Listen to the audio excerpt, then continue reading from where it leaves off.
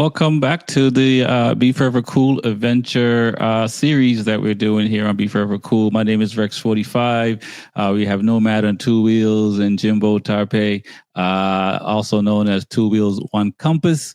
Again on the show, what's going on, guys? How have things been since the last time we spoke? Nomad, I saw that every video is like a different country you're in, which is pretty wild. And likewise, Jimbo, I love the videos you're putting out as well on IG and stuff like that. I've been definitely getting into those. So how things been? We'll start off with Jimbo. How things been, man?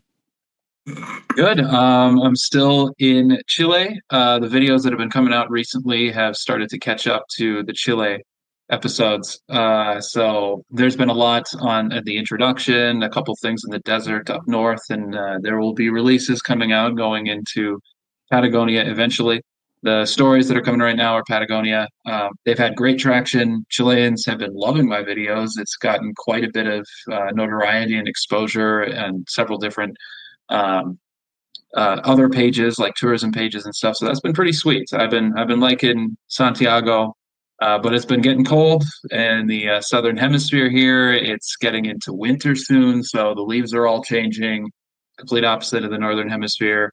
Yeah, so the leaves are changing. It's getting cold, and yeah, so riding is getting a little risky sometimes. There's been snow here and there, but still staying on two wheels. I've been loving it here. Right. So now, do you run the heated gear? I guess I never asked you guys that in all the traveling you've been doing. Do you guys have heated gear with a battery or tethered to the bike, Jimbo? I do not. I have heated grips. Okay. That's as much as I have. I actually just recently, oh, you guys probably know what it's called, but it's like the port that you could run out of a battery that Yeah, the can battery tender. Yeah. yeah. You would charge your battery. Yeah, you can use it to charge your phone or Yeah. also power your suit. Yes, I just got to that. So after going through a record 5 batteries on this journey, I finally have one where I can do that and not worry about uh, cold Well, sapping everything and cold cranking app wrench and everything. I finally went back to go back to lithium. It's been a journey and long story, but yeah, I don't have anything like that. I yeah. just bundle way up. Yeah, no, definitely check it out because I at first because when I was in Boston, I rode all year. So when obviously if it's snowing, I wasn't riding, but I rode January, February, December, 22-degree weather. I rode in, but I had heated socks, heated pants, heated jacket, heated gloves, all plugged into the bike. So Oh man. and now they have some really cool battery operated gear that really lasts a decent amount of time. Not for 5 hour riding, but if you're doing an hour and a half riding, you can get away with some battery Yeah. stuff that work really well. And you can always just get multiple batteries if in worst case. Yeah, my biggest fear is I got to take the bike out of Chile and bring it back in before I'm going to make a visit back to the United States to see family soon. So I Uh-huh. could get a brand new, fresh temporary import permit, another 90 days. But to do that, the entire border of Argentina and Chile is a mountain range. And so at some point in the late fall, early winter, I'm going to have to see if I can find a dry window to cross. Right. I'll report back. That'll probably be after the next podcast. There So. you go. We're gonna have to get you some heated gear sponsors, man. Come on, Nomad, man. How There are you things, go. man? I already said it. I'm loving your videos, and it's interesting to hear what you say this round because for the first few interviews and also the show, you had gone through some tough times, but now I see you're smiling more. So how things been in the last month? Yeah. Well, definitely haven't had to use any winter gear, so it's I've actually been sweating. I think I've lost weight because I've been sweating so much. But yeah, but at the end of the day, I think this part of my travels has been pretty interesting and very, very positive. It's finally starting to show some light. Um, I was like you said, it was like there were some parts of Africa that were really, really a challenge. But I think now it's definitely gotten a lot better given the people that I've been meeting, and just the riding that I've been doing. I'm not destroying my bike. Um, but yeah, I mean, all in all, it's been actually the people have made it so much better. Right. Um, you know, we have a tendency when we watch the news, we hear a lot about West Africa, and it's such a bad. The news pinpoints such a bad, puts such a bad, perception on West Africa, and when you get there, you come to realize that it is absolutely nothing like what the news has been saying. Like it's to the point where the U.S. media, when I hear it, I'm just like I just shake my head now because just like I've been to these countries, and Right. they are nothing like what they've been saying on the news. Like my mom is always telling me, she's like, "Ah, yeah, this is going on in Nigeria. This is going." Okay, yes, maybe it's going on in a piece of the country, which is like way far away, so far away from where you would even go.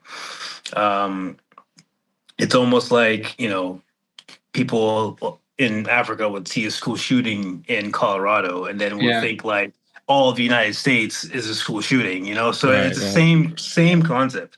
Um, but the people have made it so much better. And even other travelers that I've been seeing coming south, they just put their hands up and they're like, I don't know, man. It's been amazing. The people have been incredible. The only thing I can say that it's really annoying is the visas, and sometimes the border crossings can be really annoying. So, because things change Right. depending on the Right. Right. person, Right. nothing's really consistent. But other than that, it's been really good. And I was told that once I pass Nigeria, it's going to be really cool. Like people will be a little bit different. Right. Or Right. once I get to Nigeria, people will be like the roads will be better, the borders will be better. Like everyone, like people will be really. I felt like everyone's going to be friendly, Right. Right. regardless. Start like almost all of Africa, which has been the case. Um, but at the end of the day, I really want to put that out there that it is not what people think. Right. Not what people think. And, you know, yeah, you go to like, even right now, Burkina Faso, like everyone's, that's kind of been a high alert right now. But I would love to go there just to show that it's probably not what the media has been telling Media is us. saying so. So Yeah. let me ask this. In the earlier countries that you were in between from the last show, do you think it's more like it's just more rural? There's just less opportunities as far as money coming in. So people, when every day is you survival, when we survive on every day, we're a different Right. animal than when we know we're good for 6 months. I would say the biggest difference between the Southern Africa and just like West Africa and Central Africa is the fact that Southern Africa is just more used to tourism. So everything Yeah. they thrive on tourism. So everything is catered to tourism. We're at like, for instance, like you go into a campsite and there's hot water in the campsite. You have your own evolution in the campsite and everything and all that stuff. But it's just like it's there. It's like you have a sink, you have a grill, you have all this stuff in the campsite.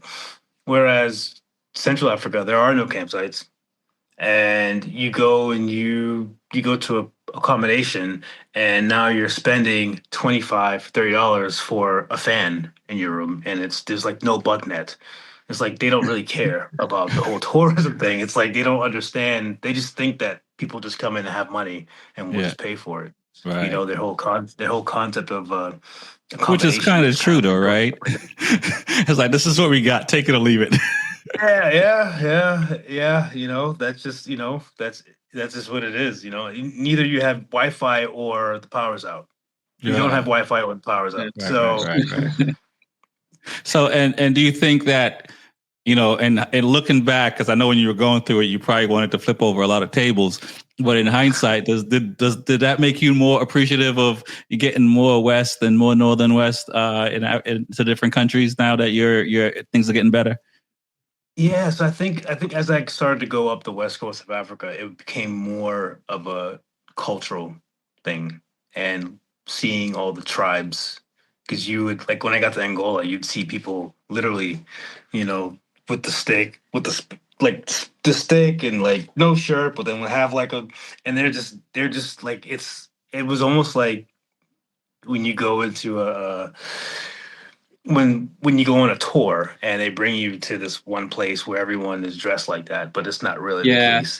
Hey, you know, so like like they a don't dress like that every cosplay of day. something. Like, Yeah, yeah, yeah. So, but these guys, that was them. That was your tribe. That's yeah. I could probably go there and just try to talk to them and you know have a little interview with them and yeah, they're just doing their everyday thing I also you know realize that when the media shows Africa, they show either war or poverty. The places that Mhm. I've been have been booming cities. Like when I say skyscraper buildings all over the place, like it's just they never show that part of Africa, never, which is kind of crazy because it's just it really puts this image in our mind about Africa that it's either poor or it's at war. And at the end of the day, it's really, really, really not like that. And you go to like Benin and they're like this, everything's clean and they have it's not it's.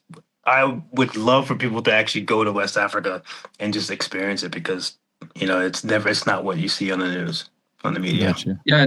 A lot of the metrics that we look at, there's a lot of them that could vary, but like child mortality, GDP, a lot of Mhm. these in a very short amount of time, since a lot of these nations had received independence in the 70s, have Mhm. had like triple digit percentage growth year over year. We're talking like over Mhm. 100% doubling their output, catching up to the rest of the more developed countries on the continent. And Yeah. I don't think that maybe it just doesn't sell clicks.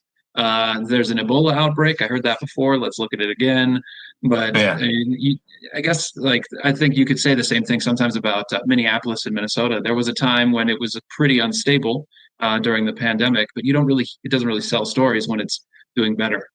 You don't Right. hear unless there's maybe a cat in a tree for the fire departments, like just showing the slow grind of improvement doesn't really sell a headline unless there's one day after a full year. Like, for example, we just got, the highest high school graduation rate in Minnesota history Mm. was 2024.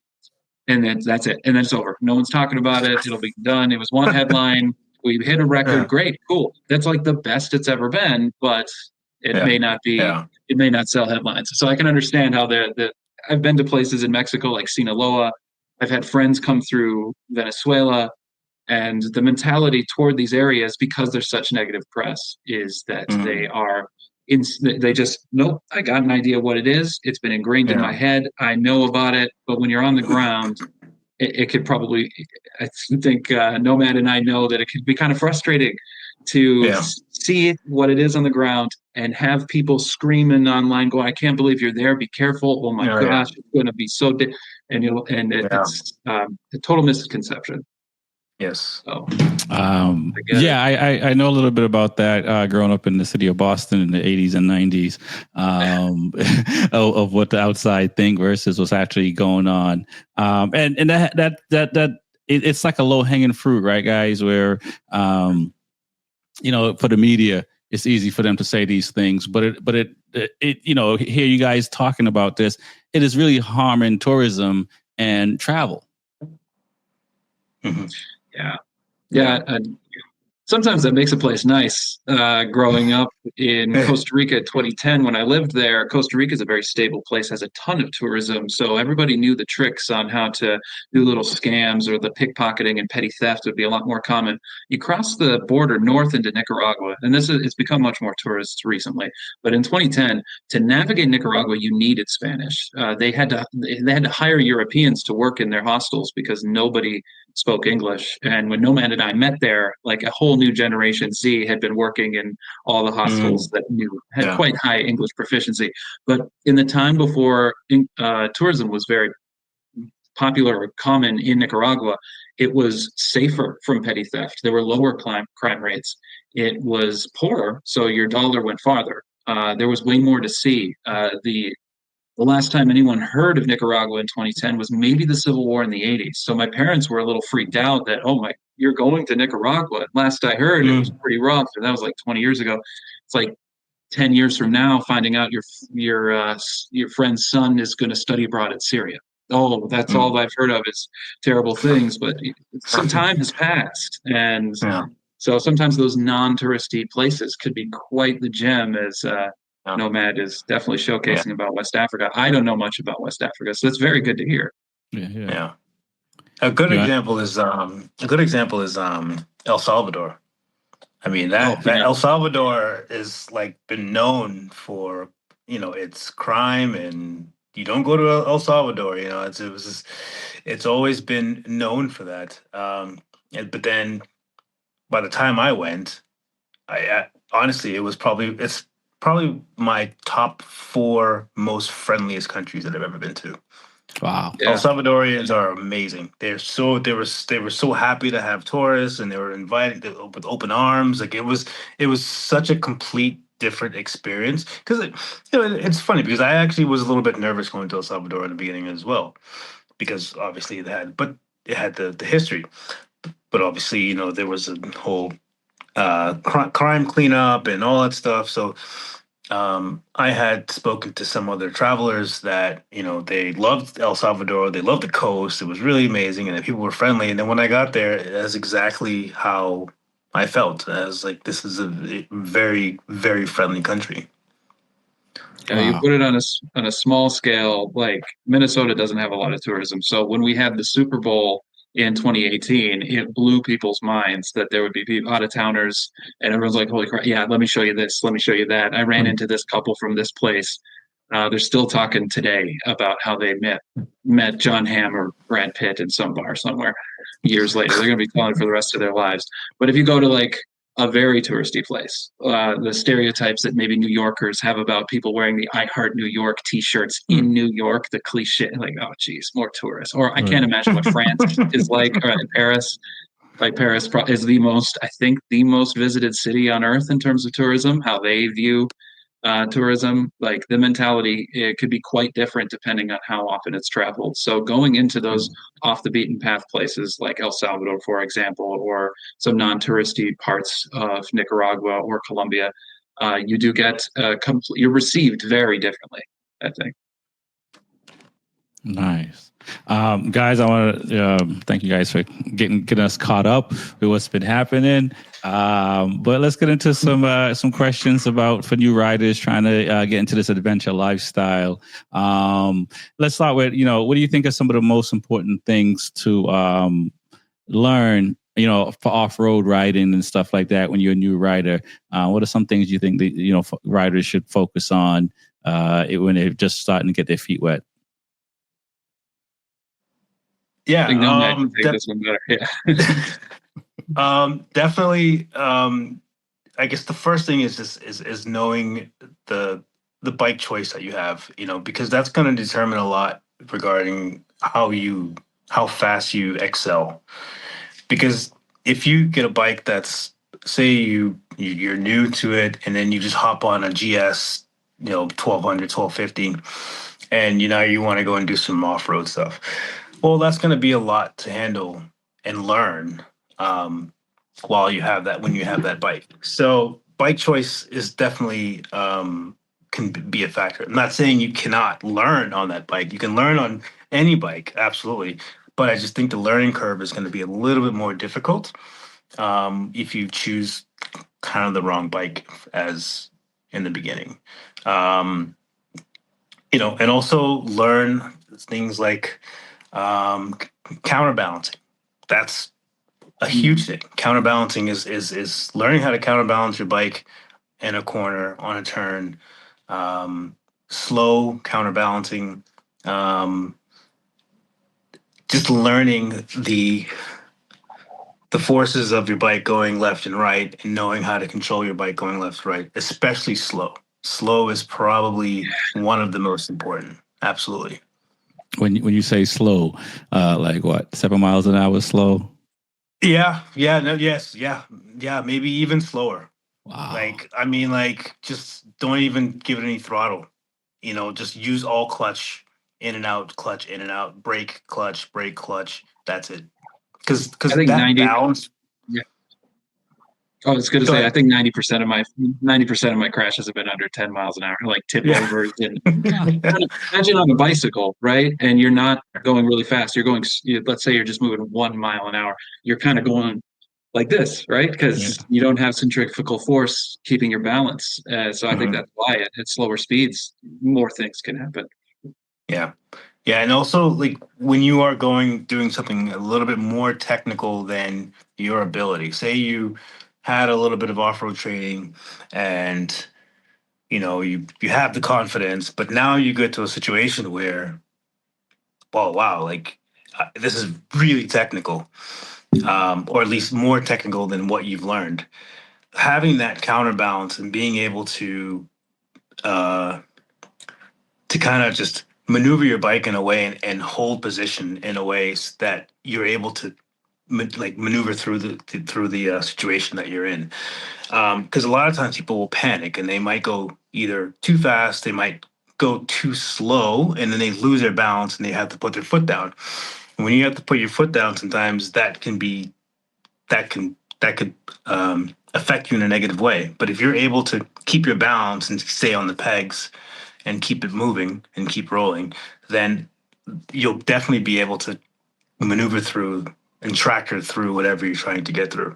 So it just depends on your ability to keep the balance, because the balance is extremely extremely extremely important. That's why it's just like if you have time, just practice standing on your pegs with the bike stationary and just trying to stand up on your pegs and keeping that balance, because it really really will help you come off road. Yeah. And I started, uh, when I did my long distance journey, I really did not have a lot of off road experience. And I think taking a class is extremely important. Maybe even if you had grown up with motocross, like a lot of motorcyclists, some in my part of the world do. A lot of the people that were doing their basic rider course to get on the street with a larger bike all had some kind of experience with motocross when they were a kid. But definitely a class at any level is helpful. The one major thing for me was target fixation. What they did was an exercise where they had several cones, and you basically had to do just weave through them. And where your eyes are looking, what cone are you looking at? Is the one you're passing or the next one? You should be looking at the next one. You should be looking what's down the road a little bit. If you're looking too close, then your reaction time is going to be crap when you start to look at something else. So for me, target fixation was something that I needed to work on, and I realized that a lot of my problems were solved um, just by not focusing too close in front of me and just looking out a little bit. That was something for me, and uh, it's not just speaking for Latin America. There are people that avoid dirt at all costs, and they have street tires and they take Harleys. Like there are people that have done a lot of cross continental journeys. However, you severely limit yourself. And if you're thinking of doing a long distance trip like what we've done, uh, no matter what level you're at, you will run into dirt eventually. Right. Whether it's in between two cities or you find yourself that's the only way to get to this campground, real long 2 or 3 kilometer driveway, you will find it. And Mhm. so it's good to have some even basic level or exposure to having anything, because although there are people that stick to this pavement and that's cool, you're going to find it. Gotcha. Mhm. What do you guys would say to someone that's new and we come up to a situation and we're not sure? Do we turn around? Do we say F it?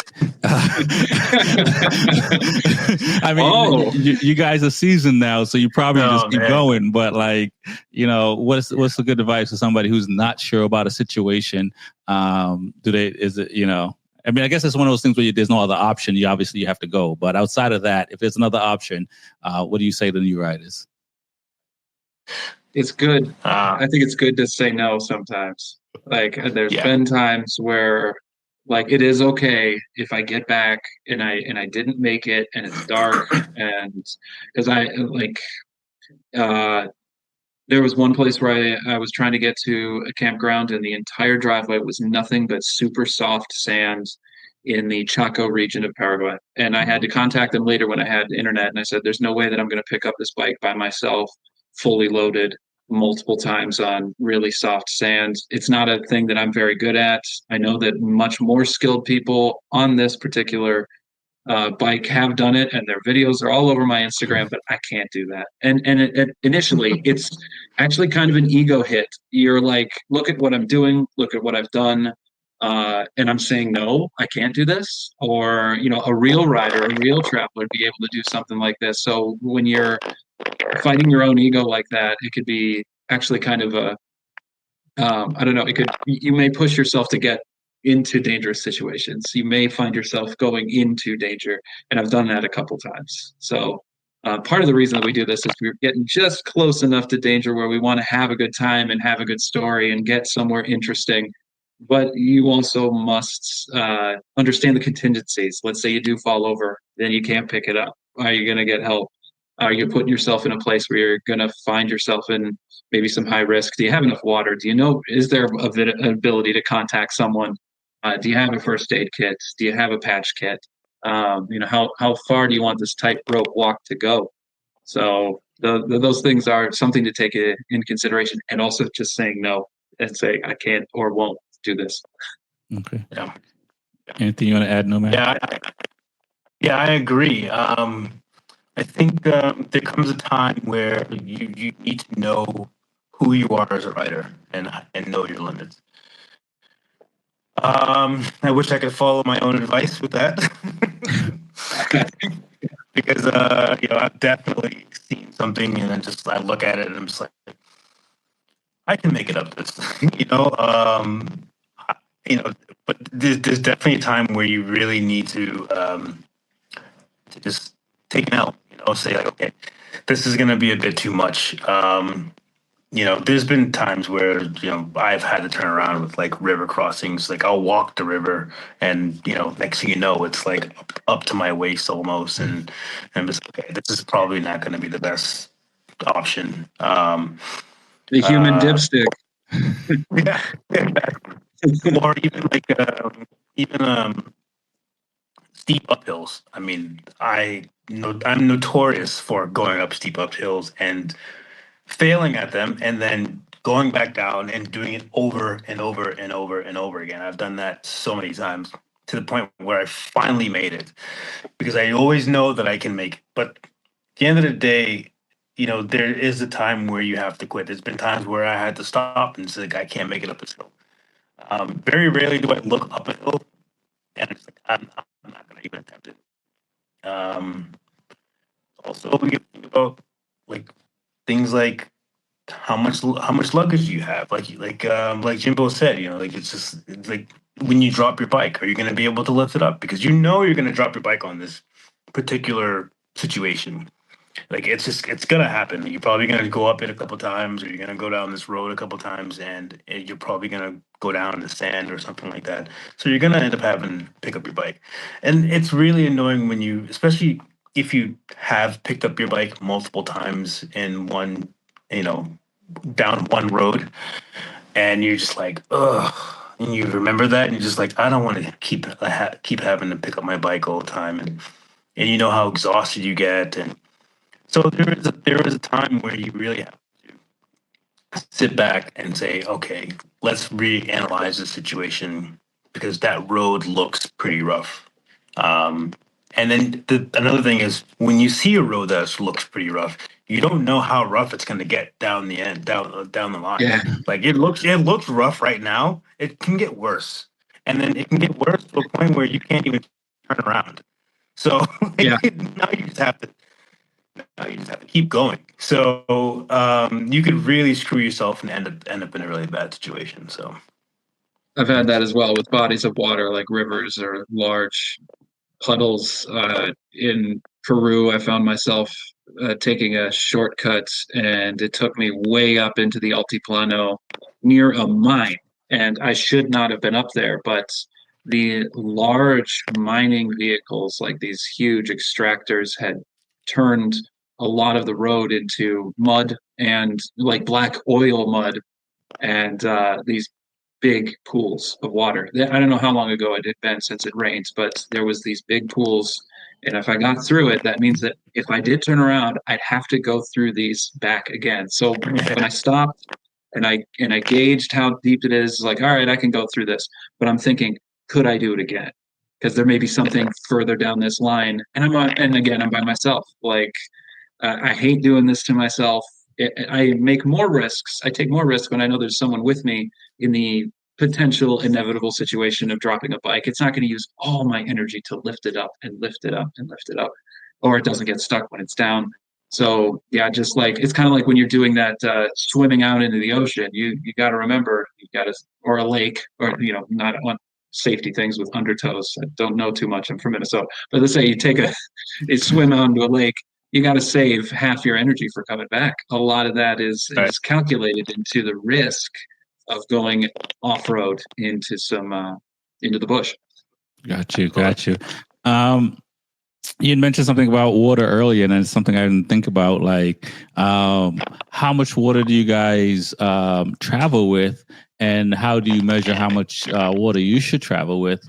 You know what I mean? Because you don't want to be too much water just for weight and all the other things that may happen. But obviously, you want enough to travel with. So, how do you guys gauge how much water you should travel with?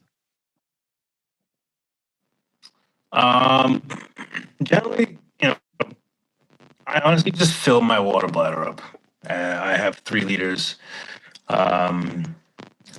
I'll even, if I know that I'm going down a road or I'm going in a direction where I have some off-road challenges, then I'll fill the 3 liter bladder up, and then I will actually get small bottles and put them on my bike as well, strap them to the bike. So I usually carry quite a bit of water because I have ran out of water before in the desert, and it's not fun.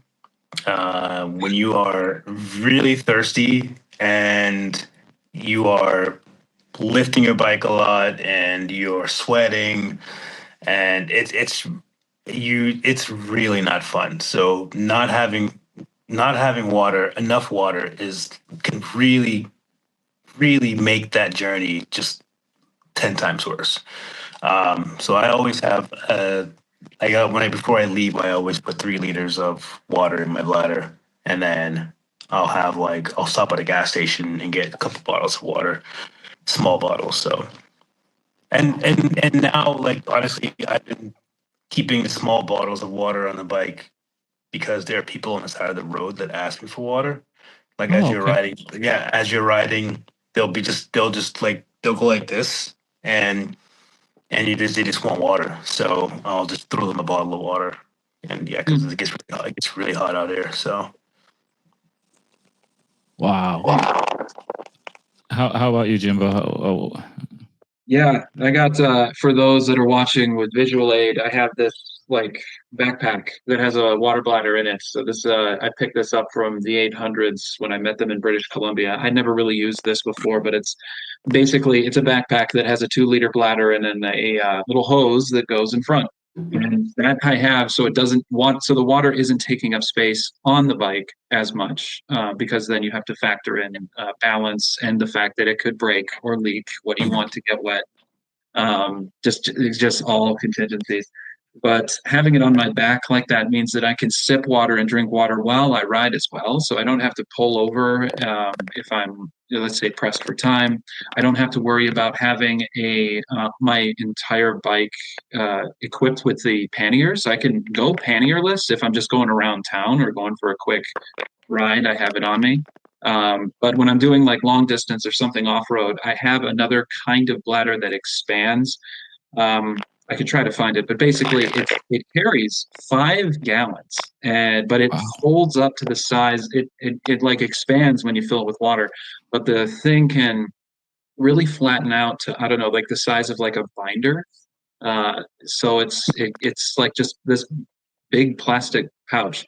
And so when I'm at like, let's say a campground that has a spigot somewhere, maybe, a few, like 100 yards away, I could fill that up there and I'll have it on me when I'll have a ton of water with me so I don't have to keep making trips. I've used it to help other people by transporting water that have needed it because it carries extra. I carry a little bit in there at all times in case I run out of water.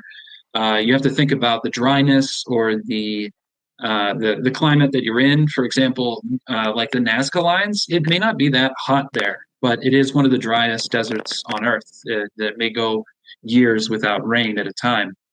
So you will feel your lips will start to crack. You'll just breathing. That's even in altitude as well. Like Quito, for example, you will lose a lot of hydration just by breathing, not sweating. You are going to lose it fast, and it's just through breathing. So having a lot on you is really important. And a fun, good tip that I know of is that when you're boiling noodles, because pasta is a very common thing on trips like this, is get noodles that don't take a long time to cook. Like, don't get shells or spirals. Get like angel hair or thinner spaghetti because you use less water to boil it. So it uses up less water and less gas because it cooks faster. Wow. There you go. Good tips, man. Those are good That's a tips. good Speaking of tips, for Also, somebody, I'd like to add in, water is not the only thing that you should think about when you're on the road, especially if you're sweating a lot and you're losing a lot of water. Sugar. Sugar is another one. Sugar is one that your body definitely requires, and you will release a lot of it when you are sweating profusely and your energy is getting drained, it's getting zapped. Sugar it's always nice to have, like, I don't know, some kind of, the kind of like electrolyte cubes that they sell in the camping stores, like yeah, those kind of things, Yeah. the gels. Yeah, I mean, there's a reason why they sell those, because those are actually quite helpful in regards to when you're hiking and stuff like that. So because you do lose a lot of sugar and you want to replace your sugar, so just keep that in mind. It's not just water; it's also sugar as well. Yeah, okay. electrolytes is a big one. I like to think of riding like this is I don't know if you guys ever played The Sims, that video game where you basically Oh yeah. play a character that, if they're hungry, their bar goes to like from green to red. If they have to go to the bathroom, it goes from green to red. It's like there's all these different resources that you're taking into consideration, whether it be fuel or cell phone battery or water or food. So like there's many different resources that will dwindle or need to be monitored that change in supply all the time. So yeah, water, electrolytes is one of them to follow your own health.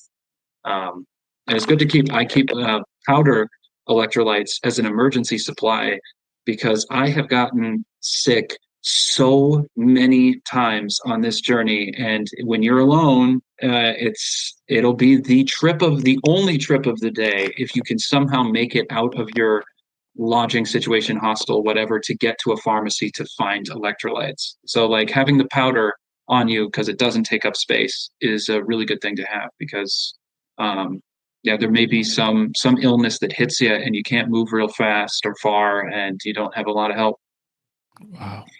Um, it's interesting. I'm trying to figure where to go because I was going to ask about bikes, but we'll get to that. So let's talk about like a multi-day trip or multi-day trip. We've already talked about electrolytes and water. Like what are other necessities that, you should have on a trip like that? 3 to 7 days. Something that makes light at night. Also, just in terms of electronics and batteries, just being able to have anything visual at night is nice because then you could stretch your day out a little bit more. Or let's say you arrive at a place late, just using the headlight of the motorcycle. I've been jaded because of batteries. So I just don't want to do that. Um, the having batteries or just some sort of source of light. Having a portable battery to charge your cell phone or any other devices is also very helpful for even an emergency situation. So I would definitely put a little emphasis on some electronics, because Right, that'll right, help right. with the comfort aspect and navigation and keeping things on top of stuff. Now, I don't mean to be uh, how like night vision goggles, would that be is that too much? Like, Okay. No, Yeah, I'm pretty sure like, I mean, I would say no, but if you're trying to go hunting or something, in the middle of the night, then they're all if that's something that you need, to go to see in the nighttime, then yeah, why not? But right. I Okay, think how late? that's one of those. I think that's one of those things where if you brought that, you would probably either send it back home or give it away. Gotcha. So yeah, I was gonna say, how late in the night do you ride? Like because I mean, you guys, I don't know what like street light situations are like, but like, how late into the night do you ride? technically, I try to avoid night riding completely. same. Like the Yeah. minute that I know that I'm going to be riding into the night, I will try to find a place, like 6 o'clock, 6:30, whatever. So I definitely don't think that it's good to ride at night. So at all. Okay. Okay. No, no, I avoid it anytime I can. There are some people that I know of that have made it a habit to go to campgrounds late because they know that they could set up a tent and they're fine with doing it in the dark. I prefer not to. I don't like being in towns I don't know with speed bumps that'll sneak up on you that you don't see. There's a safety factor in some places that you're just not familiar with as well. Um, but as on the night vision thing, no, I would definitely not bring night vision. But there are headlamps that have white, lights for seeing, but also red. And it's kind of nice to have a red lamp when you're in a tent, because in case you need to get up to go pee or you're trying to find something, you can use the red lamp and it doesn't kill your night vision in your eyes. Right. Your eyes Right. are still adjusted to the dark using the red lamp. So I would suggest getting that. Absolutely. Okay. Okay. Um. Very, very interesting. So let's get to motorcycles. For I heard you guys talk about the ability to control these motorcycles, but for somebody trying to get into riding, what would you suggest for a first bike for them? Or not riding, adventure riding. As far as first bike goes, you definitely want to choose a bike that's not too heavy for you. Because I've seen people get a bike that's a bit too heavy, and then when I say too heavy, it doesn't mean just weight, but also height. Um, Height and also the weight of it can really be a factor in how you handle the bike. It's better to start off small. If you can start off and maybe even if you just want to do a lot of off road, I would say, enduro is one of the better ways to go. And then, you know, get a bike that you think that you can handle it. It also depends on what you want to do. If you just want to Yeah. cruise and you want to do just gravel roads, then you could probably get a little bit a larger bike than you want. But if you want to send your bike, if you really want to do some stuff on your bike, and you want to learn how to do some stuff on your bike, I would suggest getting a lighter bike to do things on first, and then get a bigger bike. Um, but usually, I mean, I think people tend to just get a bigger bike in the first place, and then they learn how to. You can just learn how to do it on that. But I think the best way to do it is to just go smaller and then go up. Gotcha. I've seen Jimbo. I've seen some people have been on like 250 Honda dirt trail bikes, traveling around the world. I think there was a female I saw doing that. I mean, is that too small of a bike? Is it fine because you don't really need to go over 50 miles an hour? I honestly, I've ran into a few folks that have had 250s, 300s. To be honest, it's if you can budget the time, like if speed is not an issue, if you're not going more than 50, 55 miles an hour anyway, and because I think a lot of the people in your head, like my example for me is I had it in my head that I'm going to be traveling on this multi-year journey like I would if I had a 3 week vacation. So I was thinking, all right, how many miles am I going to get on interstates? How fast can I go to these different places? How much can I pack in? But you gotta stretch it out. So like my first bike was a Kawasaki Vulcan 900, and that one was pretty good for lots of U.S. routes like interstate riding. So I would be on a lot of paved roads over long distances, going over the Great Plains and the American West. It was an effort to get adjusted to the lifestyle, but it was also for long distance over a 3 week period. But if you're thinking of doing something that's going to be for multiple years or even a year, let's say you're doing something that a time frame is going to be quite extended, and you'll have a lot of time to move between places. I don't think it's a bad thing at all to have something quite small. Speed shouldn't be the reason why you're doing this. It should, for many people, it might be, and that's maybe I spoke too soon on that. But We're uh, motorcyclists. yeah, I mean, yeah, there's people that, to be honest, there are people that just want to hit 2 points, and that's fine. That's not Yeah. like Nomad said. It's what you're doing it for. And I wanted to be in and out of the culture. I want to see all these distant ruins. I want to see the sights as well as the people. I want to stay in a place for a while. I have the time. Some people, they speak none of the language and just want to go far and fast. And so you'll have to adjust the bike accordingly because if you're doing something that's between 2 points and you're doing it as fast as possible, trying to keep your butt from falling off, going over 60 miles an hour in a 250 for 10 hours a day. Wow, like that would be torture. It sounds terrible. Right. Yeah, it does sound pretty bad.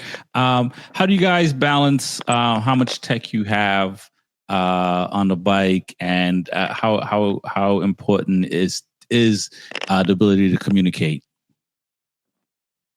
The tech on a bike, honestly, it really just depends on what you're doing with that bike. I'll use myself as for example. I have a lot of tech on my bike. I changed the whole nose, the whole dashboard. I put front and rear suspension in. I put the tubeless tire in the rear.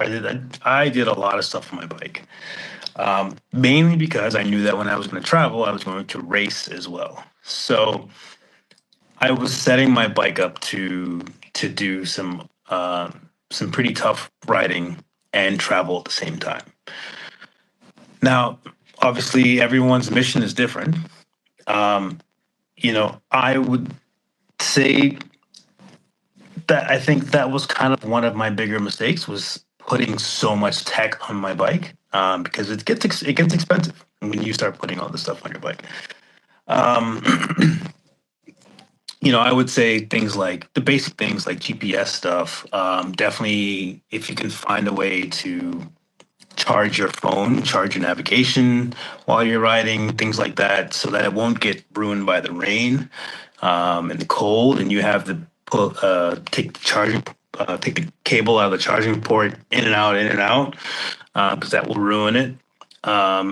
So if you can find a way to do some kind of wireless charging, that would be great. I mean, not everyone has that, but I think that really is a factor because I had that for a while, a non wireless charger, and it ruined the port of my cell phone because your phone's moving all over the place. But as far as tech goes, you just want to keep it basic, and until you need something specific. Like for instance, like I needed my suspension done because I was going to race. I would say save your money, save your money, and use it for travel. That's probably my biggest advice when it comes to putting so much tech on your bike and adding all these different farkles and things like that. So it's very easy to buy a bike and just go down the adventure market and just buy. It's happened right there. I think it just like my motto is more tech, more problems. Yeah. Because I mean, it's kind of appropriate in this situation, but I have, like he was just saying as he left, he had an Africa Twin, people go out and buy an Africa Twin because it has all these bells and whistles. It Right. came with it came with more problems. I think the reason I had as many battery problems as I did is because I can't bump start the battery when I have a regular battery in it. So if I Okay. don't have lithium and I have an AGM, a gel, I cannot ride it down a mountainside, put it in gear, and use the momentum to start the battery. There are too Really? many computers, too much. Yeah. And Wow. if you have that, so it needs a lithium. Right. And then when you have a lithium, you cannot jumpstart a lithium. You got to put it on a charger overnight or for a full day. And then if you don't have the lithium and you have your regular AGM or your gel style battery with the Africa Twin, you can't start it below 15 Celsius, which is like 60. Like if it starts getting into the 50s or 40s, it won't start. There's too much demand. There's too many computers. It's checking the how much gasoline is in the tank every few seconds, so it shows like an actual like gauge of how much is in there. Yeah. Hey, it shows how much the screen and all of the lights. There's also the navigation as well. There's a Bluetooth running to connect to the phone that could be running music. There's all sorts of things that are going on at once, including the like several different minor things like the ABS. But like you could tell when you take it apart, there's all these panels and computers that you need to remove when you're Right. getting at the engine. Like I was saying, Nomad, to catch you up, is more tech, more problems. Like I got an Africa Twin, and it's been my experience. So the more that you have, I think even if you let's say you want to go as primitive as possible, you're not even using your phone to navigate, there's still upsides to that. I ran into people that do things old school and they run on paper maps, and when they stop and ask for directions, that's how some serious connections happen, and that's how people are invited into homes, and or they've been given great suggestions. So even if you decide to go more primitive, you even let's say you have like the Royal Enfields that always may break down in India, the older styles. They would have Royal Enfields on every corner, and sometimes going and getting something fixed could be a really great opportunity. So there's upsides and downsides to everything. But as far as my tech level, I guess like Nomad, it's also been higher. I have wanted to have music while I ride. I use my phone to navigate. That's actually connected to the screen and shows Google Maps coming up on the heads-up dash display over the speedometer. But if you'd like, you could just use a mount and you could have the phone inside a case that's waterproof if necessary, and just navigate that way. So, I mean, they're varying degrees, but I guess the rule of thumb is with the more conveniences you have, there's more points of failure. Got you. Got you. So it's a cross between having a analog bike and just having enough tech that you can survive most situations. Now, with you and the lithium batteries and stuff like that. So do you think like, having the extra batteries, having, extra set of tires, is that something like to travel with? Maybe, some brake pads, or in Nomad's case, some brake lines? Yeah, brake pads are something that don't take up a lot of space. So I've always had those, and having extra parts I think is always a very good thing within reason, because I may not find these pads in this area. I may have to be in a major city in order to find the exact pads that will fit. Sometimes I found some off-brand Chinese that were suitable and compatible, but did not last as long or overheated very fast. So when you find good ones, it's good to know where they are and keep them if you can find them. But like as far as a battery, do not carry an extra battery. I'd rather carry a battery charger for the lithium and deal with doing the overnight than having to switch for a gel or AGM just to be on the run. I'm not in Dakar or anything like that, so like the time is not that big of an issue. I can afford to keep it there overnight. I've even rolled the motorcycle behind a shed and kept it there as I drove. I hitchhiked. I was I hitchhiked 4 hours in one direction to charge it in a Honda, and then came back, and yeah, that was the whole thing. But like it's good to have these things on you rather than just to have. You can't plan for everything, but Right. but Right. Yeah. And Nomad, I know you're obviously I saw your videos because you have you had tires that you were buying, putting on the bike. And I remember about a month and a half, 2 months, you weren't sure if your tires would have made it to where you can find new tires. In hindsight, do you think like, traveling with tires, or as we're talking about this, just these replacement parts stuff and service intervals and these kind of things, is that something one should add to their list if they know they're going away for 2 years, 3 years? Yeah, I mean, I think, as far as the wear and tear parts, things like brake pads, tires, things like that. Um, I think my thing is you will find it. You just have to really read. You have to dig. You have to find people who know where to go. Um, and the good thing is that there's all these WhatsApp groups, there's Facebook groups. You can ask the question, and someone will know someone who can get these parts. Um, that obviously there's dealership parts that are going to be very difficult to get. You have to probably ship them in, but with things like tires and stuff like that, you can find them. Now, I had a little bit of trouble finding tires from, I would say, from Angola up until maybe Nigeria. So I went from Angola, Congo, Brazzaville, Congo, Kinshasa, um, Cameroon, and then I got to Nigeria, and I was finally able to, find some decent tires. So you also have to plan, like, okay, so there's certain countries that you probably know that you're not going to be able to find certain things. Like I felt like Nigeria, like Lagos, Nigeria, I feel like I would be able to find a tire because there's a lot of adventure bikes there. There's a lot of big bikes there, and they get their tires from somewhere. So it's just a matter of just asking the question. Now, I am not a fan of carrying the tire with me. There's a lot of people who travel and will hold a tire on the side of their bag or their pannier. I hate that. I hate that. I hate oh that. I yeah. hate that. I've done it before, and I'm like, I will never do this again because it just makes the bike feel so cluttered, and it also makes the bike feel so lopsided, and it makes the bike feel so heavy.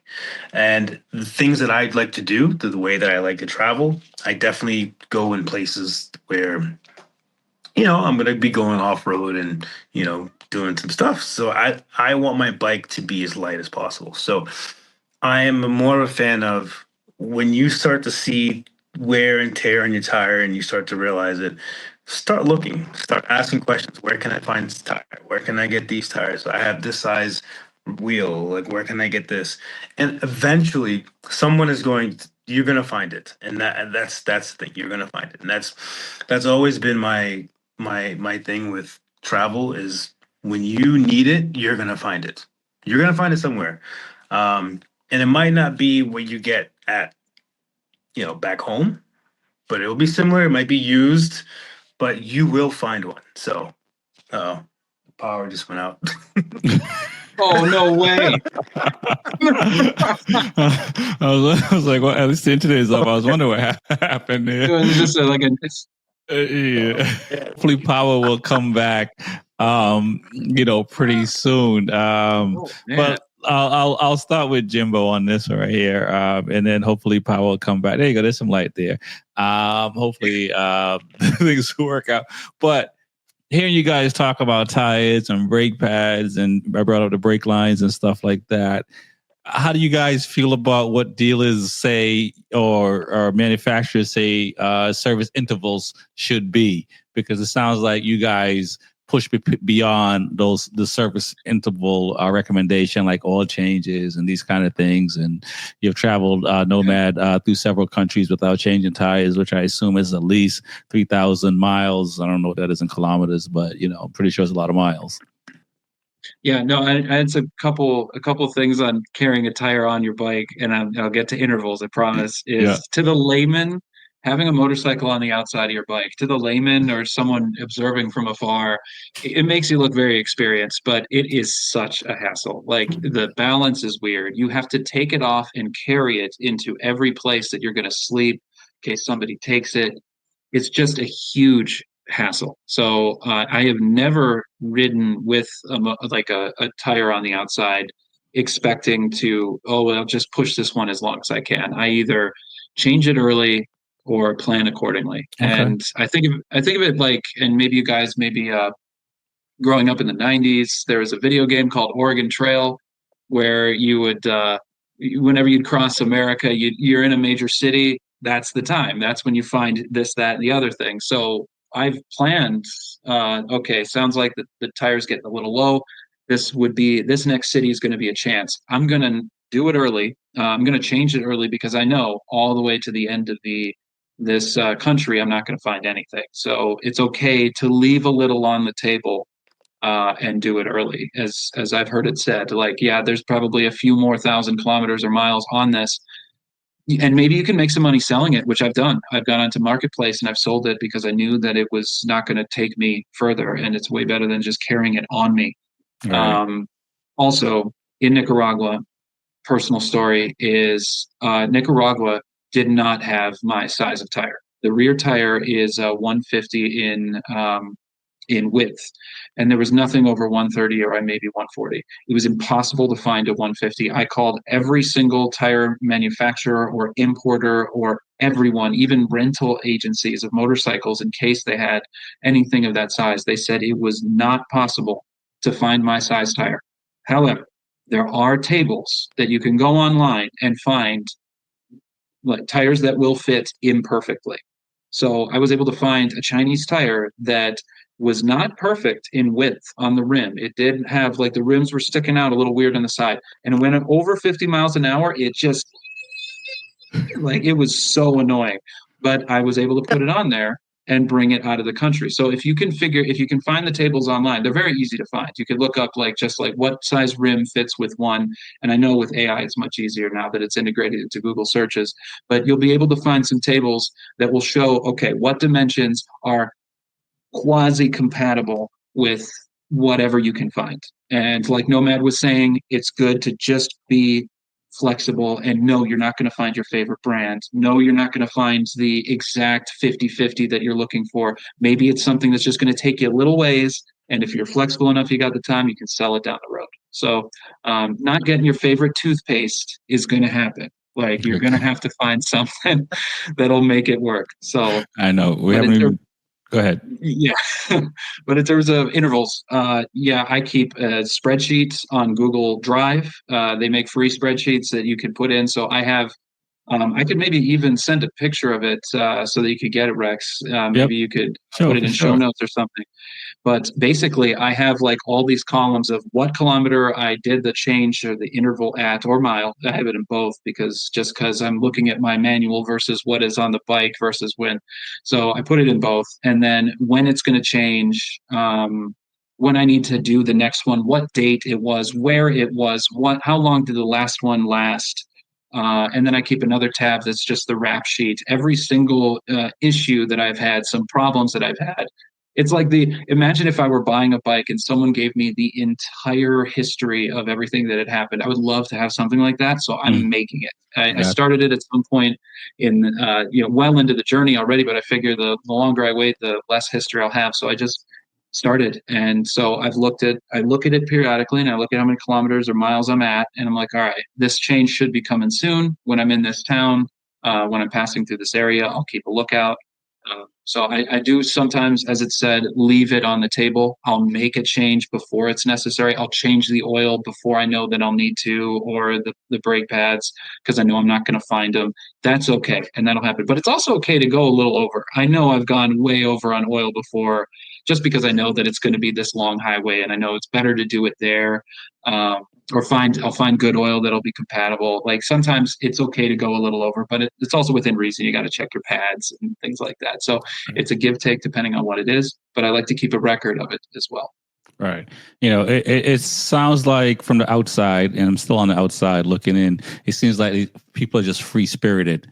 But it sounds like there's a lot of planning that goes into everything, even though you're having fun. Yeah, it's no vacation. And so I want to ask this. From I got a question for both you guys and before we get out of here, just past the hour. You know, you talked about camping and the traveling and the service and all that. From a I don't know, spider sense perspective, right? Is there a campsite that you say, okay, I'm not going to camp here tonight because it just doesn't feel right, or I set up and I've been here for 4 hours, but now something doesn't feel right. Do I pack up and go? Do I stick it out for the night? What are the spider senses like, when you get to a place and you're camping out and you're not at an Airbnb or anything like that? Well, to be honest with you, my spidey senses go off more when I get to an accommodation like a hotel or something in a neighborhood. Okay. Camping wise, it doesn't really go off that much because usually I choose a spot that seems pretty cool. It's nice, and I'm the only one around. And there might be a little village somewhere like nearby. But the only time I really get a little weird is just when the accommodation is in a neighborhood that I just feel like it's a bit sketchy, which is why I no longer book in advance because I've booked in advance and gotten to the neighborhood and I just didn't want to stay there. But yeah, but as far as camping goes, especially in Africa, I mean, Southern Africa, you can pretty much camp anywhere and you'll be fine. To be honest with you, West Africa, like Central Africa, I haven't really had many camping experiences. Maybe up until I think I camped once in Congo, but again, like it was near a village. Everybody was friendly. You just see some goat herders just passing by, waking up. You wake up in the morning and they just want to say hi. But camping, yeah, it's been good. I mean, you do want to keep a sense of awareness when you are camping and where you're camping because you could camp somewhere that is not very safe. But I assume also weather-wise, right? Too, because it could flood out. Your tent could be surfing the next morning. Yeah, of course. I mean, you want to, you don't, especially if you're camping near a lake, just look at the area. Is it look like, the water has risen, past where you're putting the tent down? You want to look at, are you on a hill? Like how high on a hill are you? Are you the tallest thing on the hill? Like the one time I've camped out and I was the tallest, I was the highest point on the hill, and I was watching a thunderstorm come by. And I was just like, this is not good because like I am at the peak of the hill right now, and if anything, if there was a thunderstorm coming my way and lightning bolt comes down, it's going to hit me.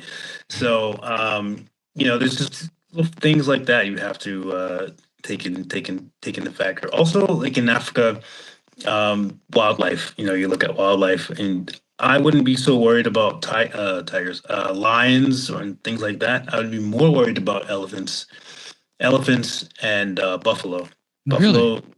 Yeah, if you wake up and you are surrounded by a herd of buffalo outside your tent, you better stay there. Just stay there. Don't even move because they have taken some of the most lives because they don't bluff charge. They just charge you. Elephants bluff charge, hippos bluff charge, but Cape buffaloes do not bluff charge. And once one charges at you, they will all start charging at you. It's quite it's actually kind of crazy. Right. Lions and things like that, when they see you, they'll run. Yeah, they'll run. They won't stick You around. say it so I know calmly. it sounds crazy. I know it sounds crazy, but things like because I have stumbled upon a lion on foot during my last my travels before this one, and I have come across a lion while I was hiking or just walking with the rangers, and they'll just run. They'll run away. Elephants won't necessarily run. They will face you, and they'll like be like, "What are you doing? Why are you here?" And they will bluff charge you. They might just charge you. Um, Cape buffalo will just charge you. That's it. Yeah. A hippo would charge you if you stood between them and the water. If they were on land and you were between them and the water and their home, then they will charge you. Gotcha. Yeah. And have you had a situation where you had to say, "I got to pack up camp and go" before the sun came up? I've heard of one. Sir? No, I said, have you had a situation? I said, have you had a situation where you had to pack up camp and go? Like, you're all set up for the night, and then it's 2 a.m. or whatever time, and things don't feel right, and you're like, okay, I'm just gonna pack up and go. No, that's actually not happened to me. I've actually heard. I've had people that have in the middle of the night they felt like they needed to go, or they were in a thunderstorm or something like that, and they just started packing their stuff up and going. But there you go. There it is. Hey, let there be light. And this is Africa, man. But yeah, so I've never had that experience where I've had to pack up camp early and head out. No. Okay. Never. Nice. How about yourself, Jimbo?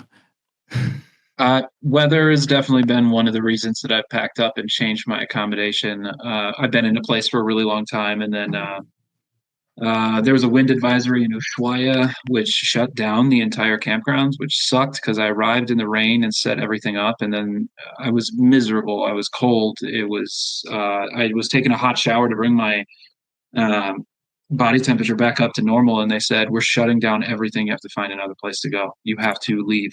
I was not happy about that. That was a bad day. Wow. I've heard there is a story of some people that were I think they were in South Africa. They were invited into a man's house that they were staying at. I don't remember how they had met them, but they were kind of getting a tour of the place. And he invited them into his basement to kind of show him like the property. And in the basement was a bunch of Nazi memorabilia and regalia. And they just went, "We're not going to say anything. We're just going to go. Just go." And they just left. Bye, Felicia. Like, yeah, we're not about this. And it will leave them guessing. It just dust, just nothing. There's trying to think of like an example of like any reason that I've done it. I have reconsidered staying at a place because I knew a holiday was coming, and the place that I was staying at, like a weekend was coming for this holiday, and it was like during the week it's super. There's nothing going on, but it has like a pool and a bar, and it's where people like it's a venue. It's like where people have weddings and people like hold quinceañeras and stuff. So I guaranteed was going to have a bunch of rowdiness and noise and everything when I wanted to wake up and do something the next day. So like I'd considered where I was going to stay and found a different accommodation because I knew that night, like I think I was in Nazca and I was going to fly over the lines to see the Nazca lines from a plane early the next day, and I didn't want to have to be with a bunch of drunk people nearby. So I've thought about noise. I've thought weather. Animals haven't really made me consider plans like bears in in the Arctic is something. Carrying bear mace on you, knowing what they sound like when they pass by. They thump around like a human. They have no predators, so they will snap twigs and stuff like that as they're walking around. Everything used to terrify me, whether it was a rabbit or a deer, but now it's kind of, you get an ear for it after a while.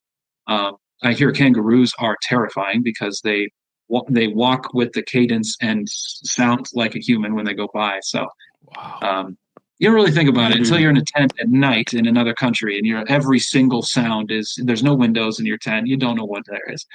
So can't imagine Africa. but like buffalo, large megafauna freak me out. They scare me. I give them a lot of space, but yeah, I haven't had to leave a place Okay. because I felt a bad feeling that I can think of off the top of my head right now. I've definitely changed because I was invited to another place. I had friends meeting up somewhere else. It's never been out of safety issues, other than probably weather.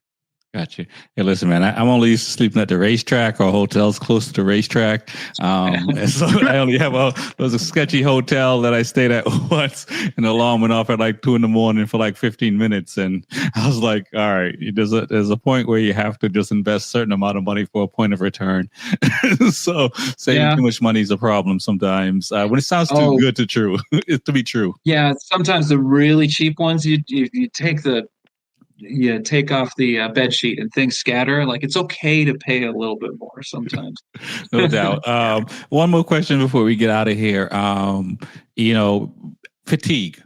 Like, how do you guys deal with fatigue? Because you're en route to somewhere, or maybe you're just going out for the day. And I know, Jimbo, you said it earlier. You want to make sure you can swim back to shore. Yeah. So how do you guys deal with fatigue and all that? Because we talked about the water, but do you guys stop for lunch? Do you pack lunch? Do you is it beef jerky? What's the situation like? I do a lot of sandwiches. I'll keep some things that should be refrigerated for at least maybe even one whole day. I think that even like cold cuts and cheese is fine over one day if you can find it. I do like to find dried meats when I can. There's a lot of things that I'll get on the side of the road, but like fruits and vegetables and nuts really work for like food. For fatigue, doing long distances over highways or dirt, it's incredible how stopping for 15 minutes just to walk around can change your morale. It can change your energy level. It can change your focus. It's super important to budget in your time. Like, if I'm going to go to this place and Google Maps says 4 hours, just imagine it'll be 5.5 and you'll be good. Just put something on the end of that, because if you're going nonstop for too long, it's miserable. It can be. But in terms of long distance travel, I also think at even in a larger scale, I like to take time to rest in some places. I want to watch Netflix or read or not do things. I'm not experiencing things. I'm not planning things. I'm not doing laundry or admin work. I'm literally doing nothing. There are days, those nothing days, I think are really important for the long-term, long-distance battery, because it's unsustainable to constantly be experiencing and fixing or maintaining or planning all the time. Like a job, having a weekend is real helpful. So it's the same with doing a life like this. Yes, it's interesting and there's fun things going on, but there is burnout. It does happen. So I also think of it in terms of a large scale, not just during the day, but on week long or month long scale, taking time, which right now I'm kind of doing currently. So it's nice. How about yourself, though, man? Yeah, I mean, burnout is a real thing. It's like Jimbo said. I mean, especially when you're doing all this extra stuff like social media stuff and things like that, and you're constantly on the computer, and you're constantly trying to make videos. Sometimes as you're traveling, sometimes you just want to sit back and enjoy the scenery, but you also know that you need to do some social media stuff, or you have to make some kind of video or take some kind of photo, so you have to post it. So there's that, and there's also just when you're on the road, you always want to make sure that you get enough sleep. That's especially if you have a long day, if you have a long ride ahead of you, if you know it's going to take you about 6 hours or something to get to the next point, the next destination. You just want to make sure that you get enough sleep the night before, drink a lot of water. Also, eating. Don't have a massive meal if you have a long ride, because it will 100% make you sleepy. Like, as you're on the road, if you wake up and eat a huge breakfast, you are going to feel super sleepy as you're riding. It's just. I think you're hurting your mom's feelings right there, because Jamaicans are used to having large breakfasts. Yeah. and also like I think it's worse when you wake up in the morning and you have a small breakfast, and then for lunch you have a big lunch. Um, Usually after that lunch, and it's like 2 o'clock in the afternoon, you are going to feel so sleepy, and to ride when you feel sleepy is just it's the worst. It's the worst feeling. I mean, I'm sure everyone here has ridden a motorcycle when they felt sleepy.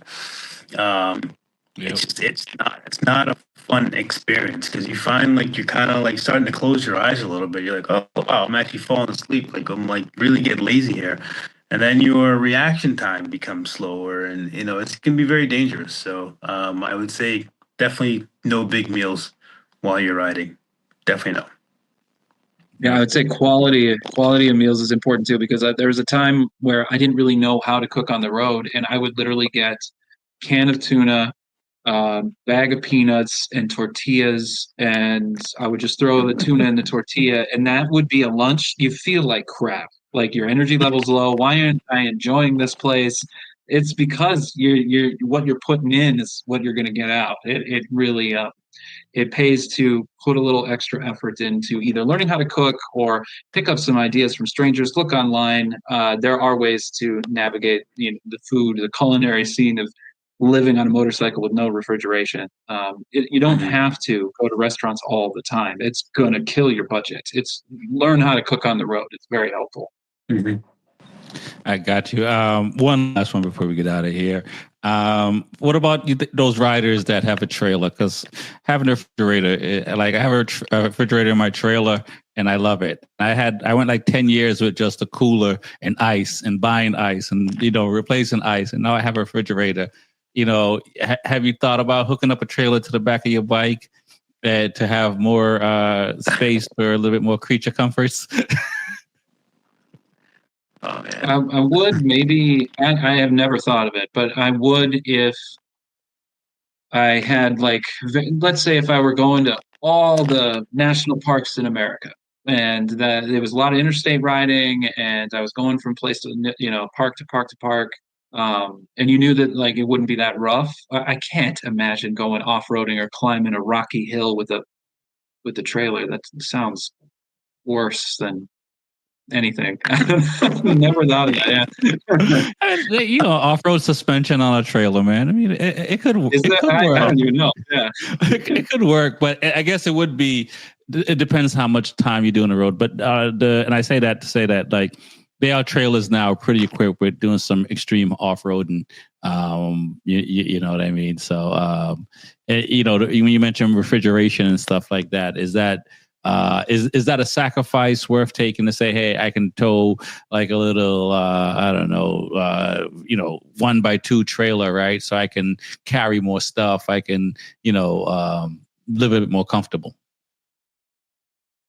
Um, Honestly, I mean, if that makes you feel comfortable, I would say go for it. For me, that's a hard no for me. I would never attempt that. I would never. That's just when I travel, I want my bike to be light. I don't want to have to worry about carrying more stuff. Now, I have seen someone build a cooler or something similar to a cooler on the rear rack of their bike, and they're Uh-huh. able to put ice in it and all that stuff. And they can lock it down so that it doesn't spill or the top doesn't come off, things like that. So I've seen people do that. Um, but also they also have soft coolers, so they have a All right. soft bag. You just the thing is you just got to fill it with ice. Obviously the ice will melt, so you have a very limited time before your beer stays cold. um, but at the end of the day, I think depending on what you want to do, if you want to go up that mountain and see that view, having a trail on the back of your bike, you might not be able to do that. So that's that. I think that's the thing with riding a motorcycle and doing adventures in a motorcycle. You want to get to places. Some people they want to get to places where it's it's kind of off the beaten path. And I think when you start adding stuff like that to your bike, you're limiting your ability and what you are going to be able to do with that bike. So Yeah, I'm thinking of like you would plan your route around ice, or if you had a fridge that would keep things cool, you're going to have to plan on budgeting the electricity, the output of your battery. I mean, there'd be a lot more maintenance in general, or just things to carry with you. So, I mean, like the more tech, more problems, more equipment, more yeah, problems too. You do adapt. I think people will be surprised exactly how much abuse you can get on the road. I found myself asking people, "Hey, do you have like in Chile and Argentina?" I'd say like, "Is there warm water here?" And they're like, "Yeah, everywhere." And I've been asking that question for through much more difficult nations, and Right. didn't realize exactly how rugged I am asking this question. Yeah, of course, yeah. Everybody's got hot water. Why? Yeah. So Oh you'd my be surprised goodness. what you can get used to. We're gonna have to talk about that. Some of the questions that you ask and the answers that you get for the next show. And from when you guys started to where you guys are now, because I'm pretty sure it's a lot different. I want to thank you too for coming on and chopping this thing up today, and tell people how they can find you. We start with Jimbo. Yeah, you can find me Instagram, Facebook, YouTube, Patreon. Just look up Two Wheels, One Compass. It's the number two wheels, number one compass. I got stuff coming out every couple days, whether it's a blog or a reel, and stories every day. And yeah, you can find those. Yeah, again, Two Wheels, One Compass. yeah, you can find me at Nomad on Two Wheels. I'm on Instagram, YouTube. I also have a Patreon as well. My Facebook is M Quinton Bynum. But yeah, you can find me on those platforms. Awesome, man. I appreciate it again. And my name is Rex45. Is B4evaKool Adventure. Until next time. Peace. Bye.